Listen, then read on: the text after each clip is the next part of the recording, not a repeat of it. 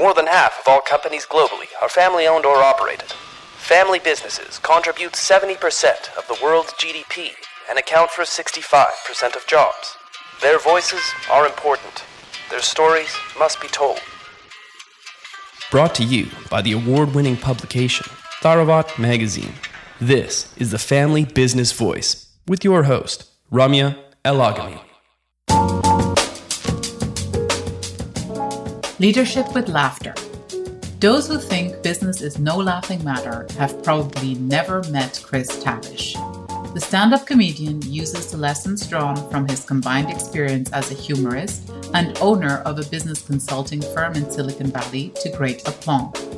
Realizing that the connection between the two industries resonated with people, he decided to co-author a book entitled Comediology. The precise definition of comediology reads, applying successful comedic techniques traditionally used to amuse, entertain, or make an audience laugh to your regular occupation, profession, or trade to enhance your daily effectiveness, fulfillment, and joy. According to Tabish, comediology goes far beyond lightening the mood with a well-placed joke or two.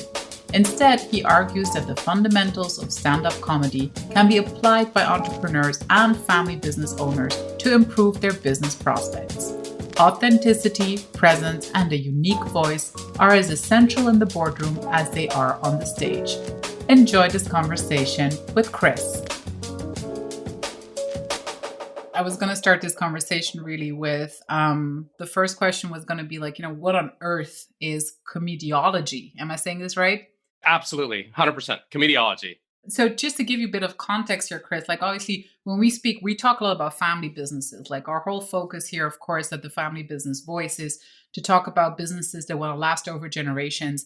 To be fair, most of the humor that we get around this kind of topic is references to the fact that, family businesses resemble Greek tragedies and that kind of a thing. So it's more on a negative side. So like, I'm really happy and excited that today we'll be exploring more positive angle and sort of like, looking at how quite funny this whole situation can pan out. But first, more about you, Chris, like, how come you started to coin this phrase and like, how did you get there? Yeah. So comediology, just to back up a little bit, comediology is, there are business books that have a lot of obviously business value, but they're not very much fun to read. And likewise, there are comedy books that are a lot of fun, but they don't necessarily have a lot of value or life lessons. And I was, I've been a stand-up comedian for probably 10 to 12 years now and a business person as well. And I'm like, well, why can't you combine these two worlds? And so comediology is, to put it really bluntly, is a fun business book. It's actually, taking those lessons from stand-up comedy that I have found very impactful and helpful in the business world and, walking through them with, stories and, entertaining quips, etc. Was there a moment in your business life that was so ridiculously hilarious that you felt like, we need to look at this a little bit more from that angle, or the other way around? Like, is the business around being a stand-up comedian such that, you felt like people needed more advice on it? So tell us more about like the intersection of the two. Yeah. it's funny. It's every time I really find it kind of two key lessons. One is finding your voice. And, I don't know, this is hysterical, maybe externally, but internally, it's kind of like I was always following the person in front of me, always like, hey, what are they doing? What's the right way to conform?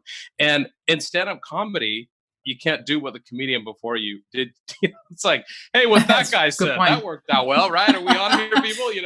Let's laugh again at that same joke.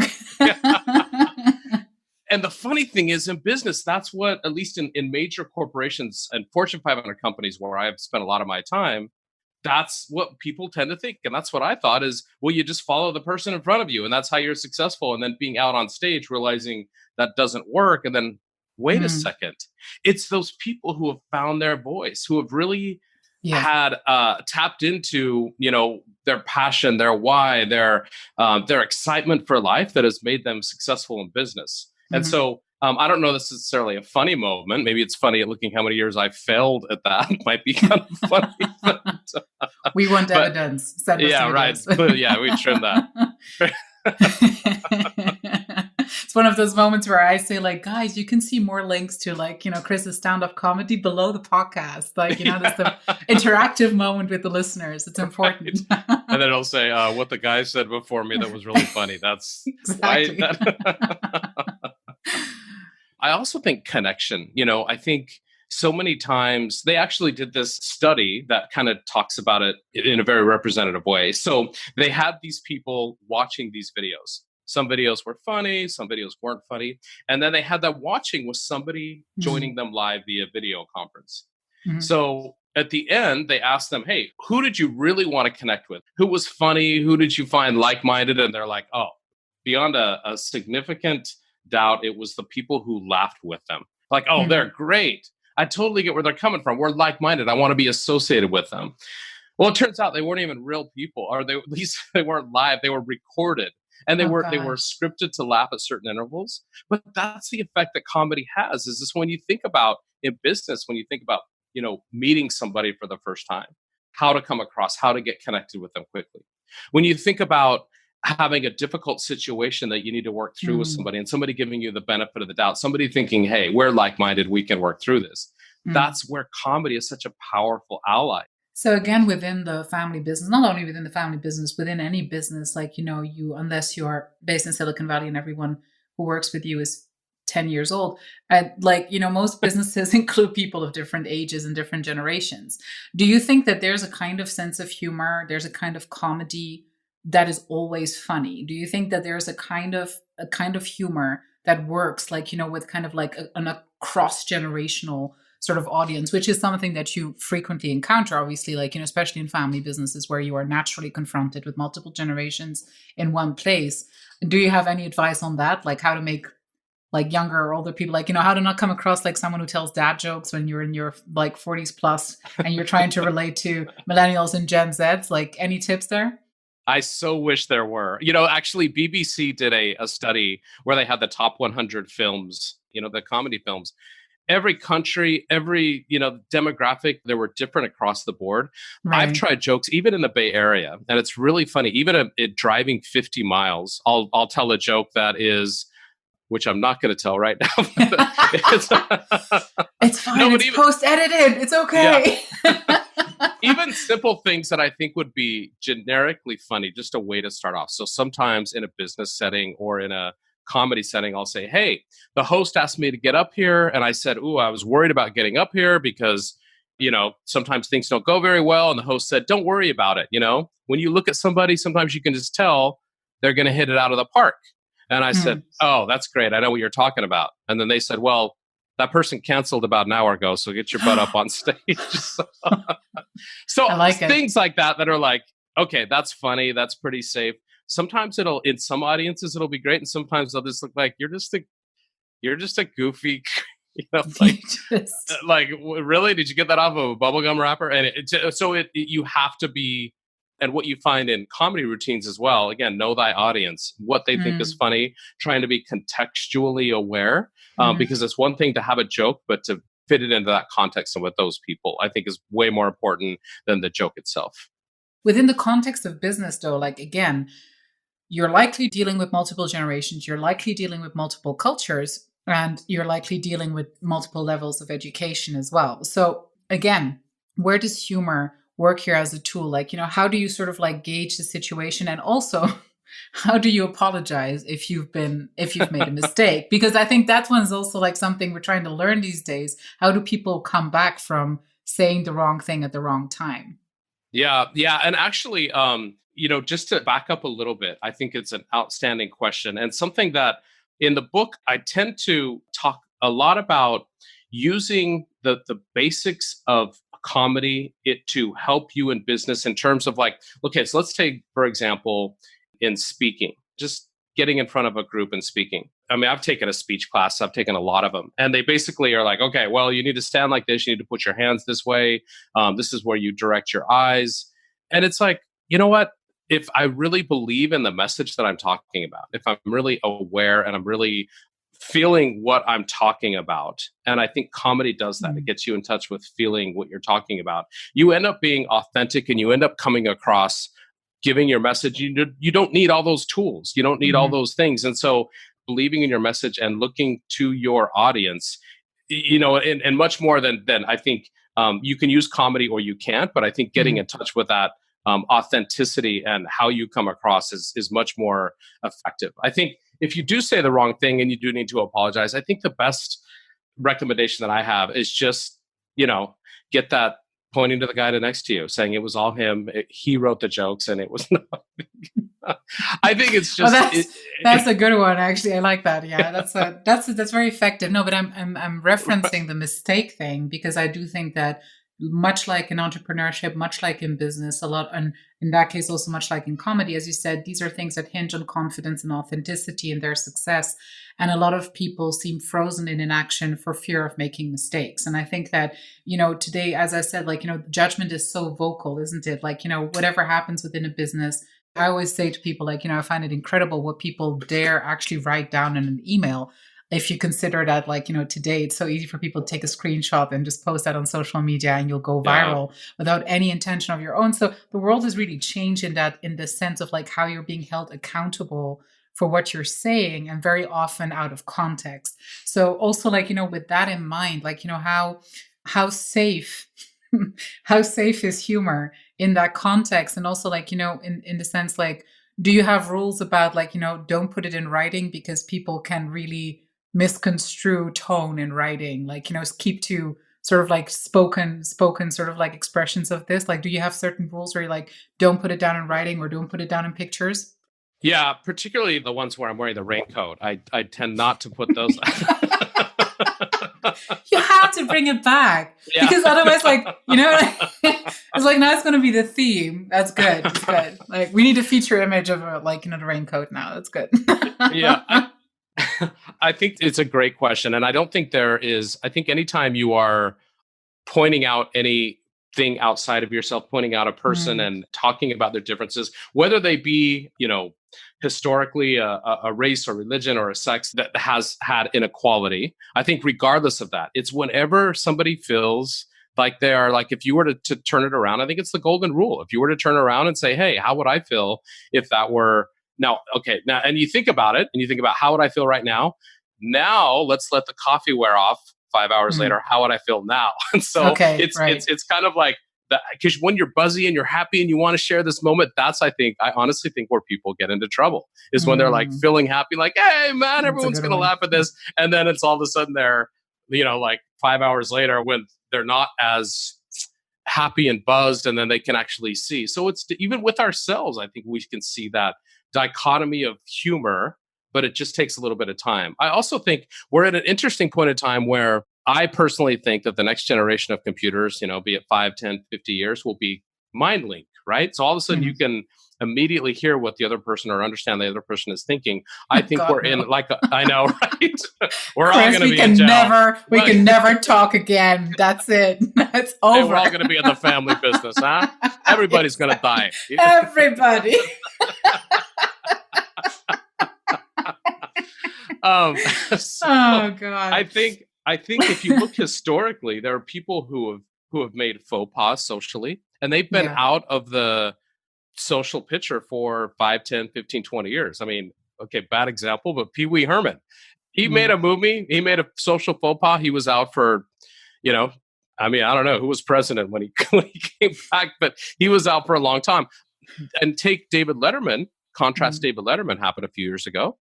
He apologized. He was, and he was, people were mad for, 3 minutes and 42 seconds. And so the distance between how people get mad and get over it, I think as a society, we're actually getting better at that. I think ultimately we'll get to the place where, the person was a jerk or they had a jerky moment, but separating that from who they are, I think we'll ultimately get there, because we're not our material. We are something separate. And anyway.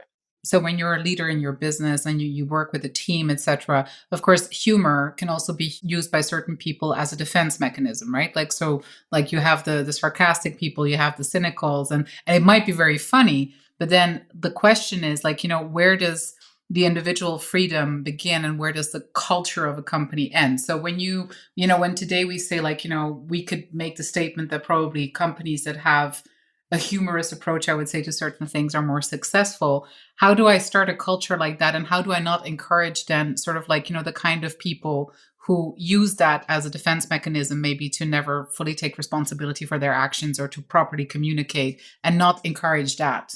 Yeah, it's a great question. And I still think it comes back to the things that at least I advocate in the book are the fundamentals of humor, authenticity, presence, and humility. Because even what you talk about, and we've all experienced that, where people use humor as a defense mechanism, and then you're kind of intimidated. You're like, well, they're really funny, they're super sharp, and how do I get in this? But that's not authenticity, and it's typically not humility. Typically that humor is pointed at somebody else. And so I think rather than saying let's all try to be funny or humorous, I would say really, again, peeling back the layers to get what the core raw elements of humor are and focus on authenticity. I mean, we do a workshop, for example, that is actually getting and standing up in front of other people.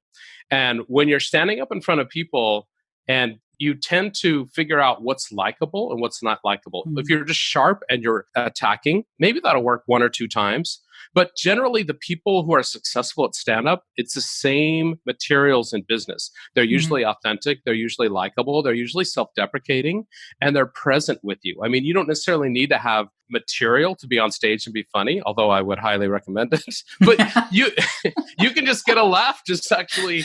I like your been there, done that moment that you just had there. Right. Tried that, didn't work, guys, don't do it. Video at 6. Okay, yeah.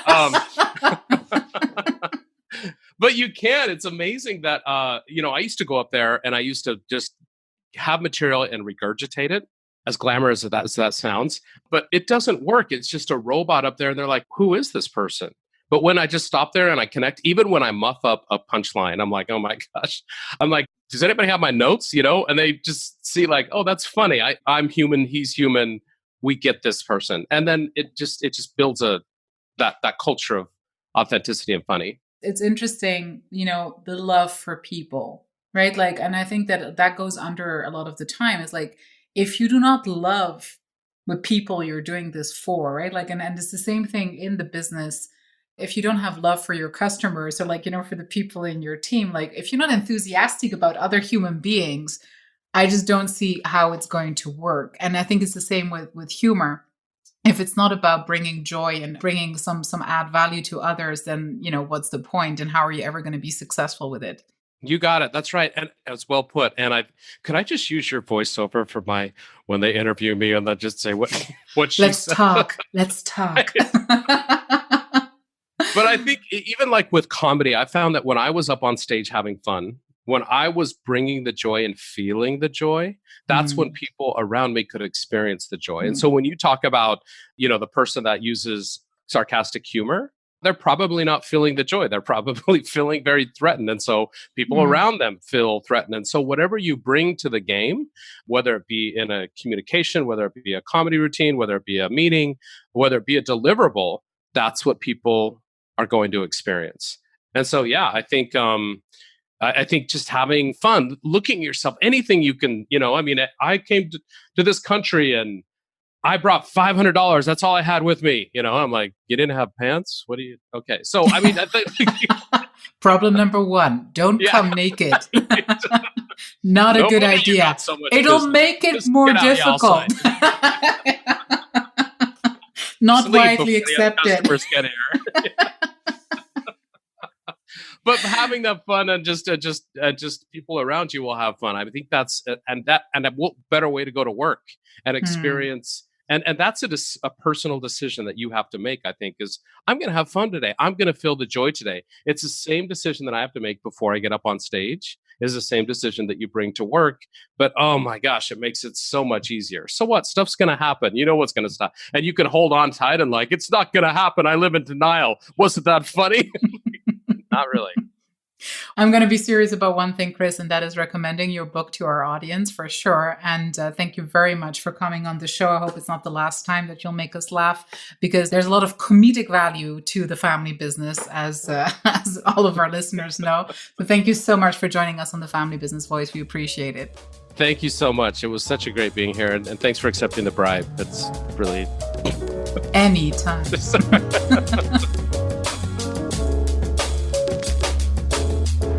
Thank you for listening to The Family Business Voice. Subscribe to our channels now on iTunes, TuneIn, Stitcher, or Spotify to be notified of our weekly episodes.